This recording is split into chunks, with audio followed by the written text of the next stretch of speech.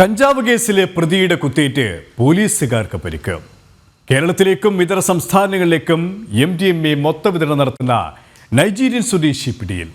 മരിച്ചയാളുടെ പേഴ്സിൽ നിന്നും പണം മോഷ്ടിച്ച പോലീസുകാരനെതിരെ കർശന നടപടി. കുറ്റകൃത്യങ്ങളുടെ സമഗ്രതയിലേക്ക് കാക്കിയിലേക്ക് സ്വാഗതം.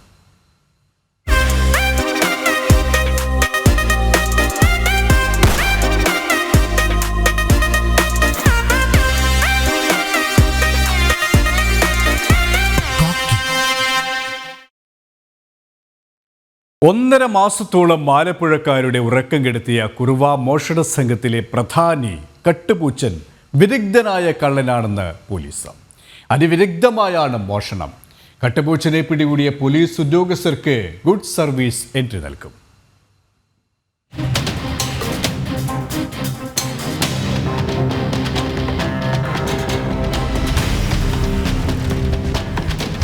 കണ്ടാൽ ഒരു പാവം വൃദ്ധനെന്ന് തോന്നുന്ന പ്രകൃതം. എന്നാൽ ഇന്നലെ പിടിയിലായ കുറുവ സംഘാംഗത്തിലെ പ്രധാനി കട്ടുപൂച്ചൻ കൊടും ക്രിമിനലാണെന്ന് പോലീസ് പറയുന്നു. സൂത്രശാലിയായ കള്ളനാണ് കട്ടുപൂച്ചൻ. ആക്രിക്കച്ചവടവും കല്ലുകൊത്തലും മറയാക്കി പകൽ കറങ്ങി നടന്ന് കവർച്ച നടത്താൻ അനുയോജ്യമായ വീട് കണ്ടെത്തും. രക്ഷപ്പെടാനുള്ള വഴികളടക്കം കണ്ടുവച്ച് മടങ്ങും. രാത്രി വസ്ത്രങ്ങളും മൊബൈൽ ഫോണും പേഴ്സും പണവുമെല്ലാം ഉടുമുണ്ടിൽ കെട്ടി ആരുടെയും കണ്ണിൽ പെടാത്തയിടത്ത് ഒളിപ്പിക്കും. പിന്നീട് ശരീരത്തിൽ എണ്ണ തേച്ച് പിടിപ്പിച്ച് അടിവസ്ത്രം മാത്രം ധരിച്ച് ക്യാമറയിൽ പെടാതിരിക്കാൻ മുഖം മറച്ച് കവർച്ചയ്ക്കെത്തും.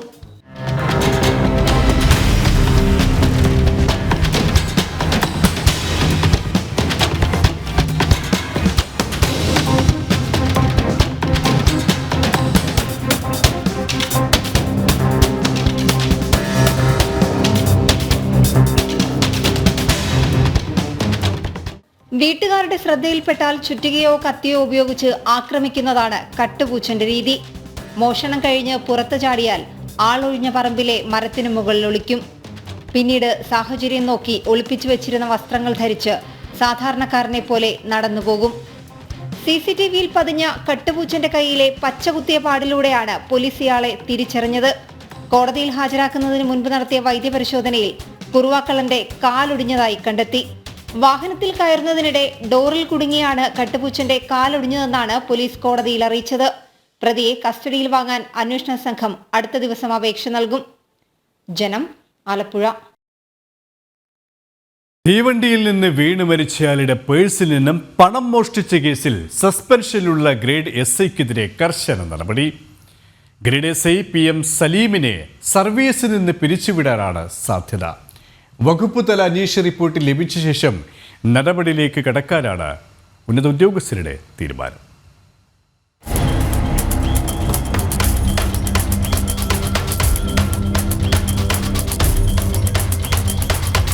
ആലുവ സ്റ്റേഷനിലെ SI നെല്ലിക്കുഴി സ്വദേശി സലീമിനെതിരെ മോഷണക്കേസും രജിസ്റ്റർ ചെയ്യും. GD ചാർജുള്ള ഉദ്യോഗസ്ഥന്റെ പരാതിയിലാണ് കേസെടുക്കുക. മാർച്ച് 19 പുലർച്ചെ ആലുവയിൽ തീവണ്ടിയിൽ നിന്ന് വീണു മരിച്ച അസം സ്വദേശി ജിതിൻ ഗോഗോയുടെ പേഴ്സിലുണ്ടായിരുന്ന 8000 രൂപയിൽ 3000 രൂപയാണ് പോലീസ് സ്റ്റേഷനിൽ വെച്ച് മോഷ്ടിച്ചത്. നേരത്തെയും സലീമിനെതിരെ ആരോപണങ്ങൾ ഉയർന്നിരുന്നു. അച്ചടക്ക നടപടിയായാണ് ആലുവയിലേക്ക് മാറ്റിയത്. ജിതിലിന്റെ കൈവശമുണ്ടായിരുന്ന സാധനങ്ങളും പേഴ്സിലുണ്ടായിരുന്ന തുകയും ഇൻക്വസ്റ്റ് റിപ്പോർട്ട് തയ്യാറാക്കിയ പോലീസ് ഉദ്യോഗസ്ഥർ കൃത്യമായി രേഖപ്പെടുത്തിയിരുന്നു. ഇതെല്ലാം പോലീസ് സ്റ്റേഷനിലെത്തിച്ച് ജനറൽ ഡയറി ചാർജുള്ള ഉദ്യോഗസ്ഥന്റെ മേശയുടെ മുകളിൽ വെച്ചു. പിന്നീട് ബന്ധുക്കൾക്ക് മടക്കി നൽകാൻ സാധനങ്ങൾ പരിശോധിച്ചപ്പോഴായിരുന്നു 3000 രൂപയുടെ കുറവ് കണ്ടെത്തിയത്. പണമെടുത്തതായി ആരും സമ്മതിക്കാതിരുന്നതോടെ CCTV ദൃശ്യങ്ങൾ പരിശോധിച്ചാണ് സലീമാണ് പണം മോഷ്ടിച്ചതെന്ന് വ്യക്തമായത്. വകുപ്പ് തല റിപ്പോർട്ട് ലഭിച്ചാലുടൻ കടുത്ത നടപടികളിലേക്ക് തന്നെ കടക്കുമെന്ന് ആലുവ റൂറൽ SP വൈഭവ് സക്സേന അറിയിച്ചു. ഇതിനൊപ്പം GD ചുമതലയിലെ ഉദ്യോഗസ്ഥനിൽ നിന്ന് പരാതി സ്വീകരിച്ച് കേസ് രജിസ്റ്റർ ചെയ്യും. നിലവിൽ പണം നഷ്ടപ്പെട്ടതിൽ ആരും പരാതി നൽകിയിട്ടില്ല. ജനം, കൊച്ചി. ആലപ്പുഴ ചേർത്തലയിലെ ഡോക്ടർ ദമ്പതികളിൽ നിന്നും ഓൺലൈൻ തട്ടിപ്പിലൂടെ 7.5 കോടി രൂപ തട്ടിയെടുത്ത കേസിൽ പിടിയിലായ 3 പ്രതികളെ കൂടി ആലപ്പുഴയിലെത്തിക്കും. തൈവാൻ സ്വദേശികളായ പ്രതികളെ നാളെ ചേർത്തല കോടതിയിൽ ഹാജരാക്കും. കേസിലെ പ്രധാന പ്രതികളായ 2 തൈവാൻ സ്വദേശികളെ ആലപ്പുഴയിലെത്തിച്ച് ചോദ്യം ചെയ്തതിനു ശേഷം തിരികെ ഗുജറാത്തിലെത്തിച്ചിരുന്നു.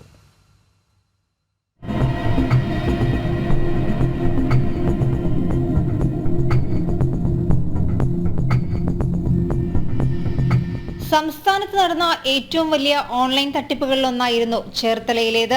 ഓഹരി വിപണിയിൽ പണം നിക്ഷേപിച്ച് വൻ ലാഭം വാഗ്ദാനം ചെയ്താണ് ചേർത്തലയിലെ ഡോക്ടർ ദമ്പതികളിൽ നിന്ന് 7.65 കോടി രൂപ തായ്വാൻ സ്വദേശികൾ തട്ടിയെടുത്തത്. കേസിൽ ആദ്യം അറസ്റ്റിലായ ഇതര സംസ്ഥാനക്കാരിൽ നിന്നാണ് പോലീസിന് തായ്വാൻ സ്വദേശികളായ പ്രധാന പ്രതികളെക്കുറിച്ച് സൂചന ലഭിച്ചത്.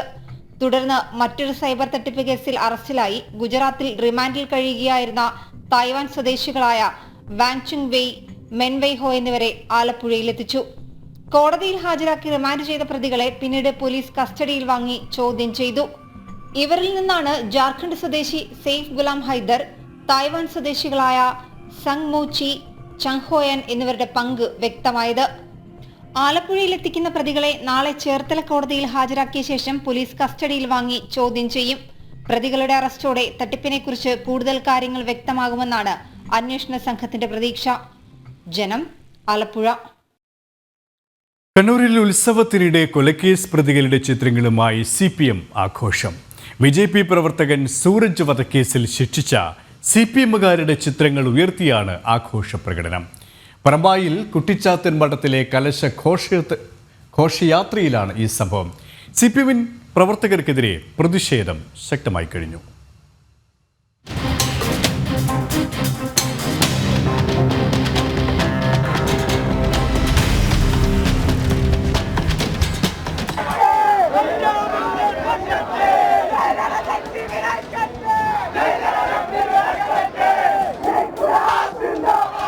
CPM ശക്തി കേന്ദ്രമായ പ്രദേശത്ത് നടന്ന കലശഘോഷയാത്രയ്ക്കിടെയായിരുന്നു ക്ഷേത്രോത്സവത്തെ പാർട്ടി പരിപാടിയാക്കി മാറ്റിക്കൊണ്ടുള്ള ആഘോഷം. പാർട്ടിയുടെ മുദ്രാവാക്യത്തിനൊപ്പം വിപ്ലവ ഗാനങ്ങളും കൂടെ കൊലയാളികളുടെ ചിത്രങ്ങൾ പതിച്ച കൊടിയും വീശിയായിരുന്നു ആഘോഷം. മുഴപ്പിലങ്ങാട് സൂരജ് വധക്കേസിൽ ജീവപര്യന്തം ശിക്ഷ ലഭിച്ച മുഖ്യമന്ത്രിയുടെ പ്രസ് സെക്രട്ടറി PM മനോജിന്റെ സഹോദരൻ മനോരാജ് നാരായണനും TK രജീഷും ഉൾപ്പെടെ 8 പേരുടെ ചിത്രങ്ങളാണ് ഘോഷയാത്രയിൽ ഉപയോഗിച്ചത്.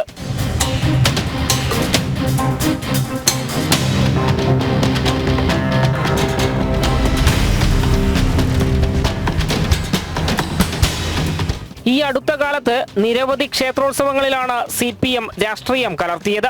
തലശ്ശേരി മണോളിക്കാവിൽ കലശം വരവിനിടെ CPMകാർ മുദ്രാവാക്യം വിളിക്കുകയും പോലീസിനെ ആക്രമിക്കുകയും ചെയ്തു. കതിരൂർ പുല്യോട്ടുകാവിൽ ഉത്സവത്തിനിടെ ചെഗുവേരയുടെ മുഖം പതിച്ച കൊടി വീശുകയും ചെയ്തിരുന്നു. കൊലയാളികളുടെ ചിത്രങ്ങൾ ഉൾപ്പെടെ ഉപയോഗിച്ച് ക്ഷേത്രോത്സവത്തെ അവഹേളിച്ച CPMന്റെ പ്രവൃത്തിക്കെതിരെ വലിയ പ്രതിഷേധമാണ് ഉയരുന്നത്. ജനം, കണ്ണൂർ. കേരളത്തിലേക്കും ഇതര സംസ്ഥാനങ്ങളിലേക്കും MDMA മൊത്തവിതരണം നടത്തുന്ന നൈജീരിയൻ സ്വദേശി പിടിയിലായി. ആഗ്ബെദോ സൊളോമനാണ് കൊല്ലം ഇരവിപുരം പോലീസിന്റെ പിടിയിലായത്. ഡൽഹിയിലെത്തിയാണ് പോലീസ് സംഘം ഈ പ്രതിയെ പിടികൂടിയത്.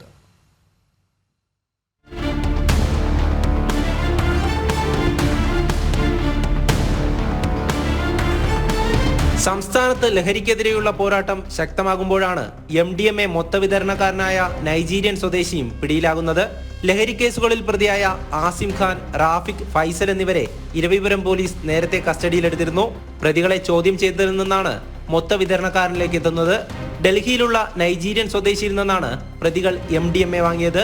തുടർന്ന് പ്രതികളിൽ ഒരാളെയും കൊണ്ട് പോലീസ് സംഘം ഡൽഹിയിലേക്ക്. ഇരവിപുരം SHOയുടെ നേതൃത്വത്തിൽ ഡൽഹിയിലെത്തി നൈജീരിയൻ സ്വദേശിയായ ആഗ്ബെദോ സോളമനെ കസ്റ്റഡിയിലെടുത്തു. തുടർന്ന് ട്രെയിൻ മാർഗം എറണാകുളത്തെത്തിച്ച പ്രതിയെ വാഹനമാർഗം ഇരവിപുരം സ്റ്റേഷനിലേക്ക് കൊണ്ടുവന്നു. അറസ്റ്റ് രേഖപ്പെടുത്തി വൈദ്യപരിശോധനയ്ക്ക് വിധേയനാക്കുന്ന പ്രതിയെ കോടതിയിൽ ഹാജരാക്കും. പ്രതി ആർക്കൊക്കെയാണ് MDMA വിൽപ്പന നടത്തിയിരുന്നതെന്ന് പോലീസ് അന്വേഷിച്ചു വരികയാണ്. കേരളം ഉൾപ്പെടെയുള്ള വിവിധ സംസ്ഥാനങ്ങളിലാണ് പ്രതി ലഹരി എത്തിച്ചിരുന്നത്.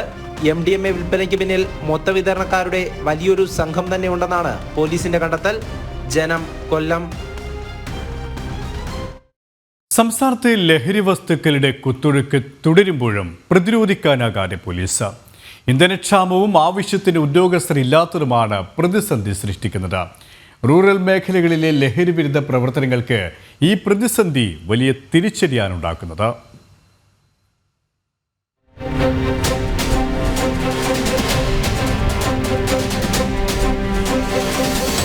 നഗരപ്രദേശങ്ങൾക്ക് സമാനമായി ഗ്രാമീണ മേഖലകളിലും ലഹരിയൊഴുക്ക് വ്യാപകമാകുമ്പോഴാണ് പോലീസ് ഡിപ്പാർട്ട്മെന്റിലെ പ്രതിസന്ധി തിരിച്ചടിയാകുന്നത്.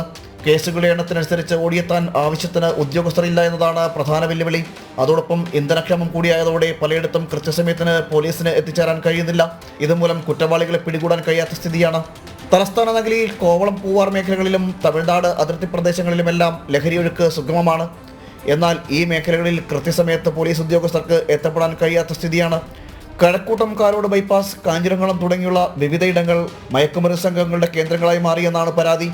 മിക്കവാറും രാത്രികാലങ്ങളിലാണ് അതിർത്തി കടന്ന ലഹരി വസ്തുക്കൾ എത്തുന്നത്. എന്നാൽ പോലീസിലെ വാഹന സൗകര്യത്തിന്റെ അപര്യാപ്തത ഇത്തരക്കാരെ പിടികൂടുന്നതിൽ തിരിച്ചടിയാകുന്നുണ്ടെന്നാണ് വിവരം. പലപ്പോഴും മൽപ്പിടുത്തങ്ങളിലൂടെയും സംഘടനകളിലൂടെയുമാണ് പ്രതികളെ കീഴടക്കുന്നത്. സംഘടനകളിൽ ഉദ്യോഗസ്ഥർക്ക് പരിക്കേൽക്കുന്ന സാഹചര്യം വരെ ഉണ്ടായിട്ടുണ്ട്. നിലവിൽ നഗരപ്രദേശങ്ങളിൽ പരിശോധനകൾ ശക്തമായി നടക്കുന്നുണ്ട്. എന്നാൽ ഗ്രാമപ്രദേശങ്ങളിൽ കൂടി പരിശോധനകൾ ഊർജിതമാക്കിയാൽ മാത്രമേ സംസ്ഥാനത്തേക്കുള്ള ലഹരിയൊഴുക്ക് തടയിടാൻ സാധിക്കൂ. ഈ സാഹചര്യത്തിൽ സർക്കാരിന്റെ അടിയന്തര ഇടപെടൽ വേണമെന്ന ആവശ്യവും ശക്തമാണ്. ജനം, തിരുവനന്തപുരം. എക്സൈസ് വകുപ്പിന്റെ അവസ്ഥയും ഇതിൽ നിന്നും ഒട്ടും വ്യത്യസ്തമല്ല. ലഹരിക്കെതിരെ പോരാട്ടം ശക്തമാക്കുമ്പോൾ പരിശോധനയ്ക്ക് പോകാൻ വാഹനം പോലുമില്ലാതെ ബുദ്ധിമുട്ടുകയാണ് എക്സൈസ് ഉദ്യോഗസ്ഥർ. കൊല്ലം അഞ്ചൽ എക്സൈസ് ഓഫീസിലാണ് ഈ ദുരിതം. പലതവണ പരാതി ബോധിപ്പിച്ചെങ്കിലും അധികൃതരും സർക്കാർ സംവിധാനങ്ങളും തിരിഞ്ഞു നോക്കിയിട്ടില്ല.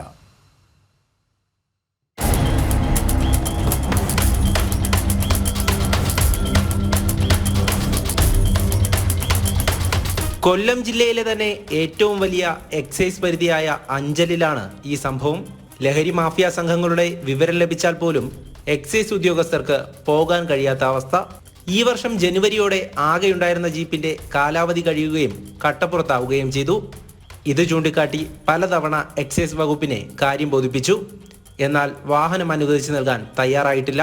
ഈ അഞ്ചൽ റേഞ്ചിൽ വാഹനമില്ലാത്തതിൻ്റെ ഒരു ബുദ്ധിമുട്ട് എന്ന് പറഞ്ഞാൽ വാഹനമില്ലാതിരിക്കുന്നതിൻ്റെ ഇല്ലാതെ വന്നത് നമ്മളുടെ വാഹനത്തിൻ്റെ കാലാവധി 15 വർഷം കഴിഞ്ഞതിനാൽ ആ വാഹനം നിരത്തിൽ ഉപയോഗിക്കാൻ കഴിയാത്തത് കാരണമാണ് വാഹനമില്ലാതിരിക്കുന്നത്.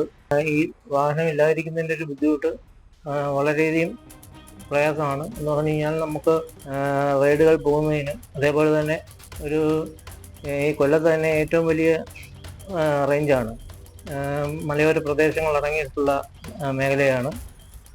ആ മേഖലയിൽ ആര്യങ്കാവ് മുതൽ അച്ചൻകോവിൽ മുതൽ ഇങ്ങനെ ഓയിൽ വരെ കിടക്കുന്ന വളരെ വിസ്തൃതിയുള്ള ഒരു റേഞ്ചാണ്. അതുകൊണ്ട് വാഹനമില്ലാത്തത് വളരെയധികം ബുദ്ധിമുട്ട് അനുഭവിക്കുകയാണ്. മന്ത്രിമാർക്കടക്കം സുഖസഞ്ചാരത്തിനായി വാഹനങ്ങൾ വാങ്ങാൻ കോടികൾ മുടക്കുമ്പോഴാണ് എക്സൈസ് ഓഫീസിനോട് ഈ അവഗണന. മലയോര മേഖലയും അതിർത്തി പ്രദേശമായ ആര്യങ്കാവും അച്ചൻകോവിലും ഉൾപ്പെടെയുള്ള സ്ഥലങ്ങൾ. പല ലഹരി കേസുകളും ഇവിടെയുണ്ട്. രാസലഹരി ഉപയോഗമടക്കം വ്യാപകമായ സാഹചര്യത്തിലാണ് പരിശോധനയ്ക്ക് പോലും പോകാൻ സാധിക്കാതെ ഉദ്യോഗസ്ഥർ ബുദ്ധിമുട്ടുന്നത്. ജില്ലയുടെ കിഴക്കൻ മേഖലയിലാണ് MDMA അടക്കമുള്ള ലഹരി കച്ചവടം നടക്കുന്നത്. വാഹനം അനുവദിച്ചു നൽകാൻ സർക്കാർ ഉടൻ തയ്യാറായില്ലെങ്കിൽ പ്രദേശം ലഹരി മാഫിയയുടെ കൈപ്പിടിയിലാകുമെന്നതാണ് ആശങ്ക. ജനം, കൊല്ലം. കാസർഗോഡ് കുമ്പള ബോംബ്രാണയിൽ കഞ്ചാവ് കേസ് പ്രതി എക്സൈസ് ഉദ്യോഗസ്ഥരെ കുത്തിപ്പരിക്കേൽപ്പിച്ചു. ഉദ്യോഗസ്ഥരുടെ കഴുത്തിനും കൈക്കുമാണ് പരിക്കേറ്റത്. ബോംബ്രാണ സ്വദേശി അബ്ദുൽ ബാസിദാണ് ഉദ്യോഗസ്ഥരെ കുത്തിയത്. പ്രതിയെ പിടികൂടാൻ വീട്ടിലെത്തിയപ്പോൾ കമ്പി കൊണ്ട് ആക്രമിക്കുകയായിരുന്നു. പ്രജിത്ത്, രാജേഷ് എന്നിവർക്കാണ് കുത്തേറ്റത്. പ്രതിയെ പിന്നീട് ബലം പ്രയോഗിച്ച് പിടികൂടി. തിരികെ കാക്കിയിലേക്ക്. കരുവന്നൂർ കള്ളപ്പണക്കേസിൽ കുറ്റപത്രം തയ്യാറായി. കുറ്റപത്രത്തിന്റെ കരട് രൂപം ED കൊച്ചി സോണൽ അഡീഷണൽ ഡയറക്ടറുടെ അന്തിമനുമതിക്കായി കൈമാറി. കെ രാധാകൃഷ്ണൻ MPയുടെ മൊഴികളിൽ കുറ്റപത്രത്തിൽ ഉൾപ്പെടുത്തേണ്ട വിവരങ്ങൾ ഉണ്ടെങ്കിൽ അധികമായി ചേർക്കും.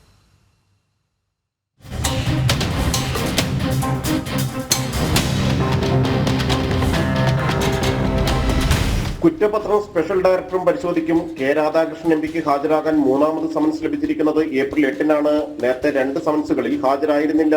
കെ രാധാകൃഷ്ണന്റെ മൊഴി കൂടി പരിശോധിച്ച് കുറ്റപത്രത്തിൽ ഉൾപ്പെടുത്തേണ്ട വിവരങ്ങൾ ഉണ്ടെങ്കിൽ ഇതുകൂടി കൂടുതലായി ചേർക്കും. ഇതിനൊപ്പം ഏതെങ്കിലും പ്രതികളുടെ മൊഴികളിലോ അനുബന്ധ തെളിവുകളിലോ അഡീഷണൽ ഡയറക്ടർ വ്യക്തത തേടിയാൽ അന്വേഷണ ഉദ്യോഗസ്ഥൻ വിശദീകരിച്ചു നൽകും. അഡീഷണൽ ഡയറക്ടർ അംഗീകരിക്കുന്നതോടെ അന്തിമ അനുമതിയാകും. എന്നാൽ പകർപ്പ് സ്പെഷ്യൽ ഡയറക്ടർക്കും കൈമാറണം. ആദ്യഘട്ട കുറ്റപത്രത്തിൽ വ്യക്തികളും സ്ഥാപനങ്ങളും അടക്കം 55 പ്രതികളുണ്ടായിരുന്നു. 2ാം ഘട്ട കുറ്റപത്രത്തിലും ഇത്രയും പ്രതികൾ ഉണ്ടാകുമെന്നാണ് സൂചന.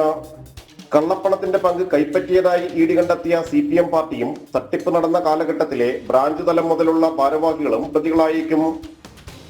ജനം, കൊച്ചി. പാകിസ്ഥാനിൽ വീണ്ടും അജ്ഞാതന്റെ വെടിവെപ്പ്. ഭാരതം തലയ്ക്ക് വിലയിട്ട ലഷ്കർ-ഇ-തൊയ്ബ ഭീകരൻ ഖാരി അബ്ദുറഹ്മാൻ വെടിയേറ്റ് മരിച്ചു.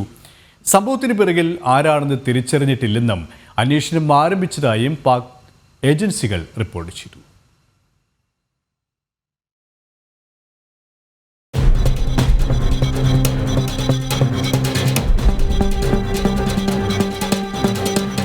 കറാച്ചിയിൽ ഒരു കടയ്ക്ക് മുൻപിൽ നിൽക്കുമ്പോഴാണ് ലഷ്കർ-ഇ-തൊയ്ബ ഭീകരൻ അബ്ദുൾ റഹ്മാൻ വെടിയേറ്റ് മരിച്ചത്.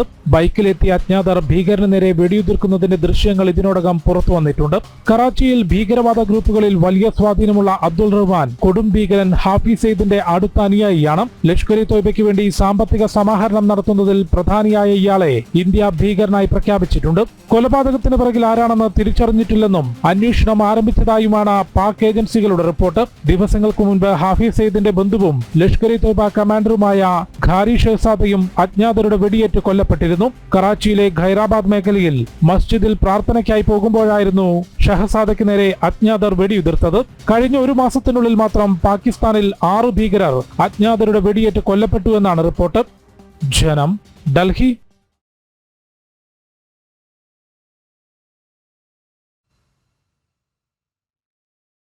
മലപ്പുറം പെരുവക്കാട് ശിവക്ഷേത്രത്തിലെ ഭണ്ഡാരം ഉൾപ്പെടെ കുത്തിത്തുറന്ന കേസിൽ പ്രതികൾ അറസ്റ്റിൽ. മോഷണം നടത്തിയ പാലക്കാട് സ്വദേശി ഹാഷിം, ജബ്ബാർ എന്നിവരെ പാണ്ടിക്കാട് പോലീസ് പിടികൂടി. ഇക്കഴിഞ്ഞ 27-ാം തീയതി രാത്രിയാണ് ശിവക്ഷേത്രത്തിൽ മോഷണം നടന്നത്.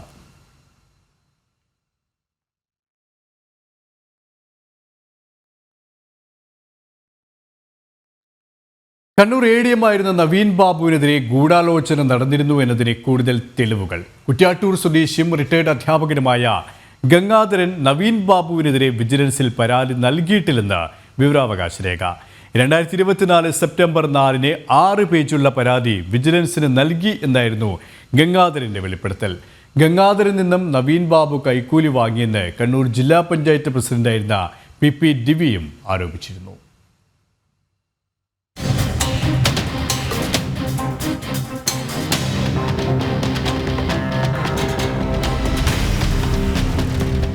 നേരത്തെ സംസ്ഥാന വിജിലൻസ് ഡയറക്ടറേറ്റും റവന്യൂ സെക്രട്ടറിയുടെ ഓഫീസും കണ്ണൂർ ജില്ലാ കളക്ടറും നവീൻ ബാബുവിനെതിരെ ഒരു പരാതിയും ലഭിച്ചിട്ടില്ലെന്ന് അറിയിച്ചിരുന്നു. അതിനു പിന്നാലെയാണ് നവീൻ ബാബുവിനെതിരെ പരാതികളൊന്നും ലഭിച്ചിട്ടില്ലെന്ന Kannur vigilance and anti corruptions ബ്യൂറോയുടെ വിവരാവകാശ മറുപടി പുറത്തുവന്നത്. ഗംഗാധരന്റെ സ്ഥലത്ത് വയലിലേക്കുള്ള നീരൊഴുക്ക് തടഞ്ഞ് മണ്ണിട്ട് നികത്തുന്നത് തടയണമെന്ന് കാണിച്ച് നാട്ടുകാർ പരാതി നൽകിയിരുന്നു. അതിനെ തുടർന്ന് സ്ഥലം മണ്ണിട്ട് നികത്തുന്നതിന് വില്ലേജ് ഓഫീസർ സ്റ്റോപ്പ് മെമ്മോയും നൽകി. സ്റ്റോപ്പ് മെമ്മോയുമായി ബന്ധപ്പെട്ട് നവീൻ ബാബുവിനെ കണ്ടപ്പോൾ അദ്ദേഹത്തിന്റെ ഇടപെടലിൽ തനിക്ക് അതൃപ്തി തോന്നിയെന്നും തുടർന്ന് 6 പേജുള്ള പരാതി വിജിലൻസിന് നൽകിയെന്നുമാണ് ഗംഗാധരൻ മാധ്യമങ്ങളോട് പറഞ്ഞത്. എന്നാൽ പരാതി നൽകിയെന്ന് പറയുന്ന വാദം കളവാണെന്ന് തെളിയിക്കുന്നതാണ് പുറത്തുവന്ന വിവരാവകാശ രേഖ. നവീൻ ബാബുവിനെതിരെ പൊതുജനങ്ങളിൽ നിന്ന് പരാതികൾ ലഭിച്ചിട്ടില്ലെന്നും ഇതു സംബന്ധിച്ച് അന്വേഷണം നടത്തിയിട്ടില്ലെന്നുമാണ് ഹൈക്കോടതി അഭിഭാഷകനായ അഡ്വക്കേറ്റ് കുളത്തൂർ ജയസിംഗിന് കണ്ണൂർ ജില്ലാ vigilance and anti corruptions bureau യൂണിറ്റിൽ നിന്ന് ലഭിച്ച മറുപടി. ഗംഗാധരനോട് നവീൻ ബാബു കൈക്കൂലി ആവശ്യപ്പെട്ടിരുന്നെന്ന് നവീൻ ബാബു ആത്മഹത്യാ കേസിലെ ഏക പ്രതിയായ PP ദിവ്യ ആരോപിച്ചിരുന്നു. അതിനു പിന്നാലെ നവീൻ ബാബു തന്നോട് കൈക്കൂലി ചോദിച്ചിട്ടില്ലെന്ന് വെളിപ്പെടുത്തി ഗംഗാധരൻ രംഗത്ത് വന്നു. എന്നാൽ നവീൻ ബാബുവിന്റെ ഇടപെടലിനെതിരെ താൻ വിജിലൻസിൽ പരാതി നൽകിയിട്ടുണ്ട് എന്നും അദ്ദേഹം വെളിപ്പെടുത്തി. ആ വാദമാണിപ്പോൾ കളവാണെന്ന് തെളിഞ്ഞിരിക്കുന്നത്. ജനം, കോഴിക്കോട്. ദേശീയ പതാകയെ അപമാനിച്ച് പശ്ചിമ ബംഗാളിൽ തീവ്ര ഇസ്ലാമിസ്റ്റുകളുടെ പ്രകടനം. ദേശീയ പതാകയിൽ അശോക ചക്രത്തിന് പകരം അല്ലാഹുവാണ് ഏകദൈവമെന്ന് അറബിയിൽ കുറിച്ചു. ഹിന്ദുക്കളുടെ വീടുകൾക്കും സ്ഥാപനങ്ങൾക്കും നേരെ മാൾട്ടയിൽ ആക്രമണം നടന്നതിന് പിന്നാലെയാണ് മെദിനിപൂരിൽ തീവ്ര ഇസ്ലാമിസ്റ്റുകൾ ദേശീയ പതാകയെ അപമാനിച്ച് തെരുവിൽ പ്രകടനം നടത്തിയത്.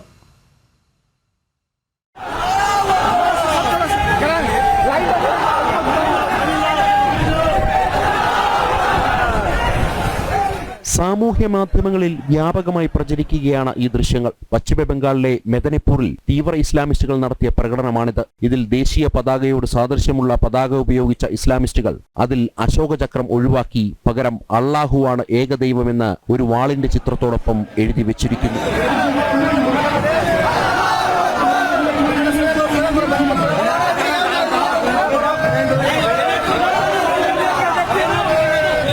മറ്റ് ഇസ്ലാമിക രാഷ്ട്രങ്ങളുടെ പതാകയോട് സാമ്യമുള്ള പതാകകളും ദൃശ്യങ്ങളിൽ കാണാം. കഴിഞ്ഞ വ്യാഴാഴ്ച മാൾഡയിൽ ഹിന്ദുക്കളുടെ കടകൾ തെരഞ്ഞുപിടിച്ച് ആക്രമിക്കുകയും തെരുവുകളിൽ പാർക്ക് ചെയ്തിരുന്ന വാഹനങ്ങൾ തകർക്കുകയും ചെയ്തിരുന്നു. ഹൈക്കോടതി ഇടപെട്ടതിനെ തുടർന്നാണ് ഏതാനും പ്രതികളെ പോലും അറസ്റ്റ് ചെയ്തത്. മാൾഡയിൽ ക്രമസമാധാനം തകർന്നെന്നും കേന്ദ്ര സായുധ പോലീസിനെ വിന്യസിക്കണമെന്നും ആവശ്യപ്പെട്ട് പ്രതിപക്ഷ നേതാവ് ഗവർണർ CV ആനന്ദബോസിനെ സമീപിച്ചിരുന്നു. ജനം, ഡൽഹി. തിരുവനന്തപുരം വർക്കലയിൽ ജനക്കൂട്ടത്തിനിടയിലേക്ക് വാഹനം ഇടിച്ചു കയറിയ അമ്മയും മകളും മരിച്ചു. ഉത്സവം കണ്ട് മടങ്ങിയവർക്കിടയിലേക്കാണ് റിക്കവറി വാഹനം ഇടിച്ചു കയറിയത്. അപകടശേഷം ഓടി രക്ഷപ്പെട്ട ഡ്രൈവർക്കായി പോലീസ് തെരച്ചിൽ തുടരുകയാണ്.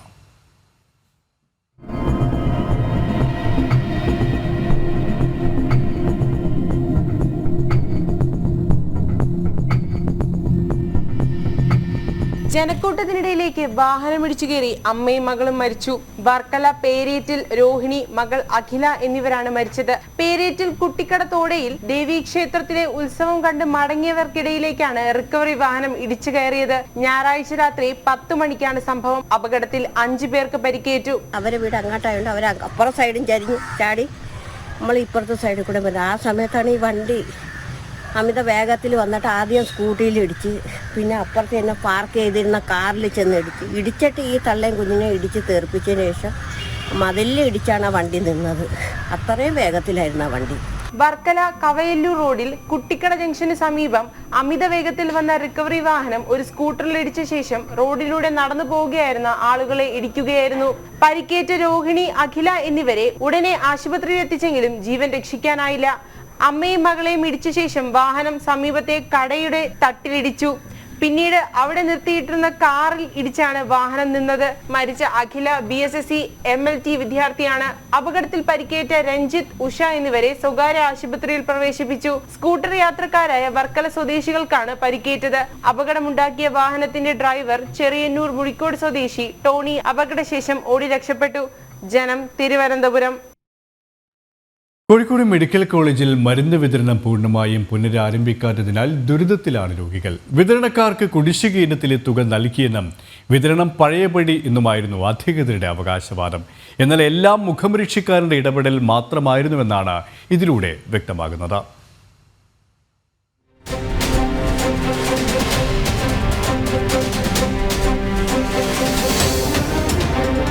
പിത്താശയത്തിൽ കല്ലും മഞ്ഞപ്പിത്തമായിട്ട് എൻ്റെ പങ്ങൾ സിക്കിൾ സെൽ പേഷ്യൻറ്റും കൂടിയാണ്. അപ്പോൾ അവിടെ കാണിച്ചാൽ പറഞ്ഞു അവിടെ അവർക്ക് ഇത് പിന്നെ മാനന്തവാടി ജില്ലാ ആശുപത്രിയിലൊന്നും ഇതിൽ പോയി കഴിഞ്ഞാൽ പെട്ടെന്ന് തക്കതായ ചികിത്സ കിട്ടില്ല, നിങ്ങൾ കോഴിക്കോട് പോകണമെന്ന് പറഞ്ഞു.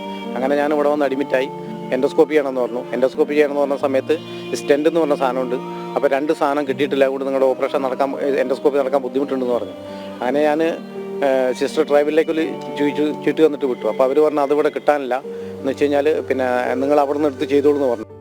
വയനാട് ചൂതുപാറ സ്വദേശിയും വനവാസിയുമായ ശിവചന്ദ്രൻ ചികിത്സയ്ക്കായി സഹോദരി ഭാരതിയെയും കൊണ്ടാണ് കിലോമീറ്ററുകൾ താണ്ടി കോഴിക്കോട് മെഡിക്കൽ കോളേജ് ആശുപത്രിയിൽ എത്തിയത്. മഞ്ഞപ്പിത്തം ബാധിച്ചിട്ടുണ്ട്. പിത്താശയത്തിൽ കല്ലുണ്ടെന്നും പരിശോധനയിൽ കണ്ടെത്തിയിരുന്നു. വിദഗ്ധ ചികിത്സയ്ക്കും പരിശോധനയ്ക്കുമായി 2 ആഴ്ചയായി ആശുപത്രി വാർഡിലാണ്. എൻഡോസ്കോപ്പിക്കായി സ്റ്റെന്റ് ഇല്ലെന്നാണ് അധികൃതർ പറയുന്നത്.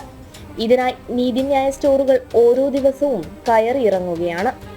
ഡോക്ടേഴ്സ് കാണിച്ചപ്പോൾ പറഞ്ഞു ഇത് ഇല്ലാണ്ട് ചെയ്യാൻ പറ്റില്ല എന്ന് പറഞ്ഞിട്ട് രോഗിനെ അവർ തിയേറ്ററിൽ കയറ്റിയില്ല. അങ്ങനെ ഞാൻ പറഞ്ഞു ചെയ്യാതിരിക്കാൻ പറ്റില്ല, ഇനിയിപ്പോൾ ഇവിടെ ഇല്ലെങ്കിൽ ഞാനത് വാങ്ങിത്തരാം.